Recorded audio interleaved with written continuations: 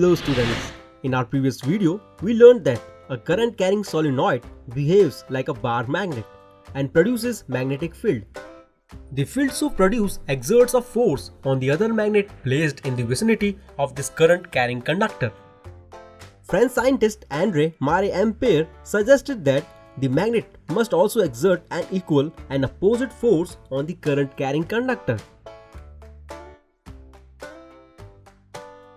Thus, when a current carrying conductor is placed in an external magnetic field, it experiences some force. But why does this conductor experiences a force? It is because the current carrying conductor generates its own magnetic field around it. This interacts with the external magnetic field due to magnet. When two magnetic fields interact, there will be attraction and repulsion between them based on the direction of the external magnetic field and the direction of current in the conductor. That is why the conductor experiences a force. Let us understand this in detail. Watch this magnetic compass kept near a conductor. Its magnetic needle rests along north and south directions.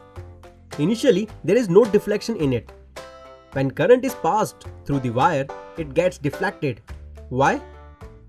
We now know that when electric current flows through a conductor, it produces a magnetic field at right angles to the direction of flow of current. This magnetic field causes deflection of the magnetic needle. Note students, here we are producing magnetic field because of flowing current. Let's consider the reverse. What will happen if we place a current carrying conductor in a magnetic field? It experiences a force and is displaced. Let's do a simple activity to illustrate this phenomenon. Suspend a small aluminum rod horizontally with connecting wires as shown here. Place a strong horseshoe magnet in such a way that the rod is suspended between the two poles with the magnetic field directed upwards. The north pole of the magnet is vertically below and the south pole vertically above the rod. Switch on the key. Watch the aluminum rod. It is displaced towards the left.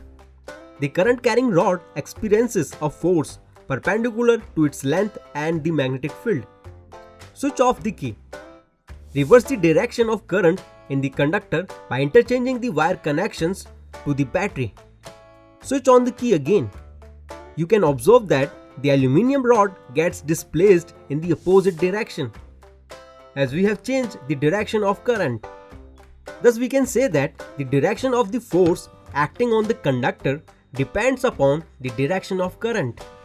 The direction of force also changes when the direction of external magnetic field is changed. For changing the magnetic field direction, change the poles of magnet. Do you know students, the magnitude of force is the highest when the direction of current is at right angles to the direction of magnetic field.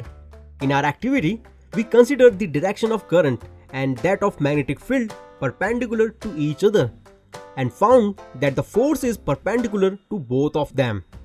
The three directions can be illustrated through a simple rule called Fleming's left-hand rule.